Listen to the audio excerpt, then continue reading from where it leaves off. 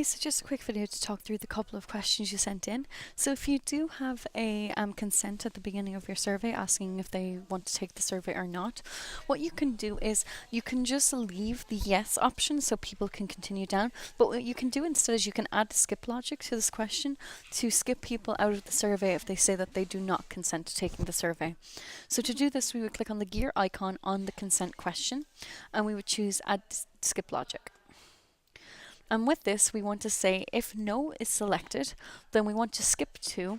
Now we can skip them to the end of the survey past all of the questions, but then it's just going to look like to them that they've actually completed the survey. So it might not be exactly what you want. What you can instead do is you can skip to the end of the block, and then we can use the survey flow to screen these people out of the survey so that their responses are not recorded, so you don't have to filter through those on the back end. So once you have this set to skip to the end of the block, you're going to want to click into your survey flow, and you're going to want to add a new element, and you're going to add a branch. Now this branch should be positioned directly below the block of questions that contains your consent question, because if they say no, they're going to be skipped to the end of the block and then they're going to hit this branch right here, in which case we're going to direct them out of the survey. So our condition is going to be the exact same thing again. So if question, do you consent to taking the survey?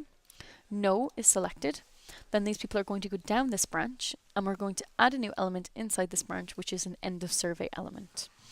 Then we can customize this end of survey element to override the current options and to screen out the response so that these are not recorded with the rest of your responses, so that you just don't have these recorded and you won't have to filter through that data later.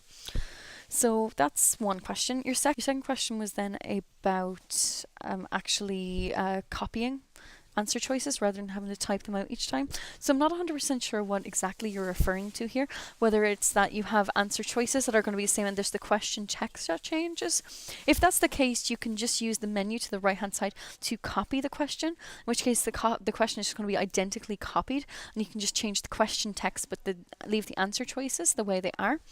The other thing you can do is you can use this edit multiple feature right here to copy the answer choices that you're interested in, and then when you create a new question, you can again go to edit multiple and paste in these answer choices rather than typing them out. So if you just paste those in, it will create a new answer choice for each line that you create here.